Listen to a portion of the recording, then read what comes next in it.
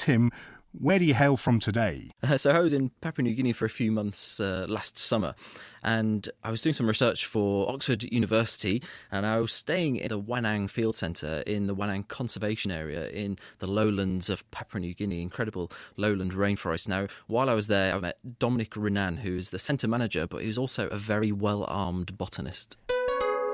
I see you've brought your bow and arrow to show me. This wooden arrow is very beautifully carved. It's got one sharp spine at the top and then 20 or 30 barbs all the way down the side. So what kind of animal could you kill with this? This one, we never use to kill animals. For security reason, we can kill people. Wow, is that why he's got a man's face drawn on the side? Yeah.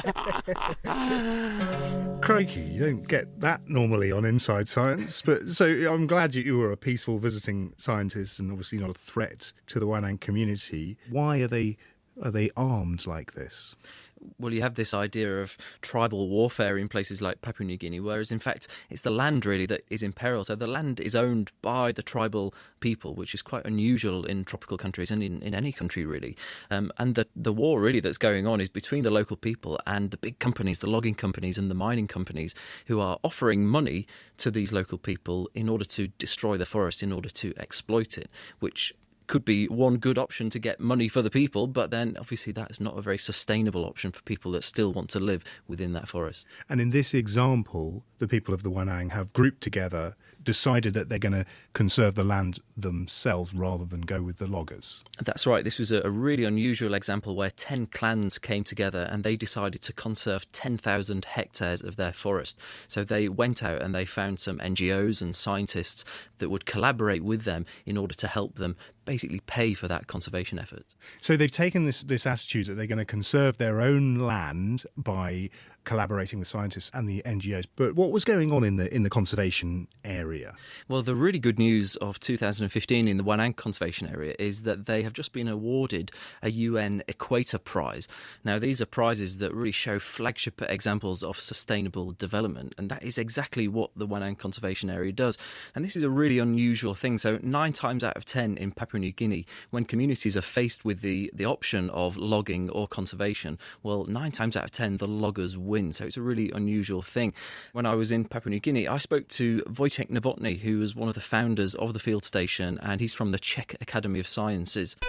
These people, they like their forests and they certainly prefer a pristine forest from selectively logged one. At the same time, they are very keen to get all the technological advances, to have smartphones, look at internet, be able to buy goods. So they are looking for some kind of combination of tradition and new elements.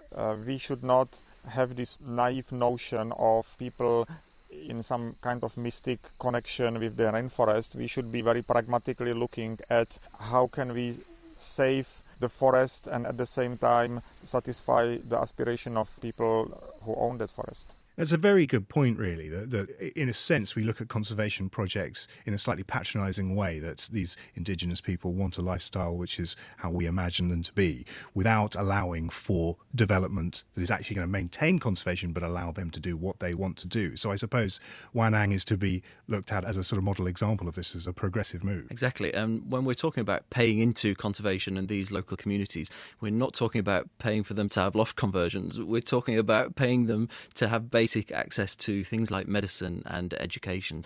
Wojtek Novotny, he has some real insights into why conservation projects sometimes fail and how we can make them work. Of course, everybody is keen conservationist, but once there is a real alternative, then these projects very often collapse very quickly and unexpectedly. And so that's why I think Wanang is unusual in Papua New Guinea context, because there is a real option and still conservation is happening. Right, so it works in this situation and Wanang has been rewarded for that. But is that scalable across everywhere that needs to be conserved? Presumably logging companies, they just have more money than NGOs and scientists in general.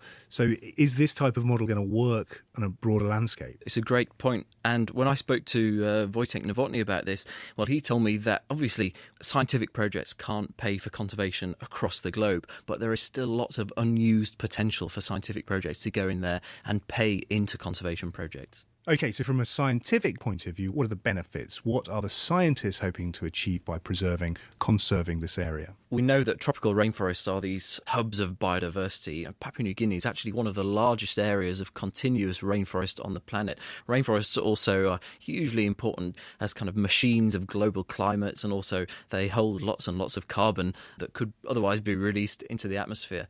But as examples of extremely complex ecological systems, we can learn so much from them as scientists just by going in there and studying what's going on. And we're really only touching the tip of the iceberg in terms of what we know about the ecology of these places. And the relationship that is being developed between the owners of the land, the indigenous Papua New Guineans, and the scientists, does that give the scientists access to come and measure and study the rainforest itself? Absolutely, and it's a sustainable process. So every time a scientist goes to visit these areas to work in them, well, they pay a fee.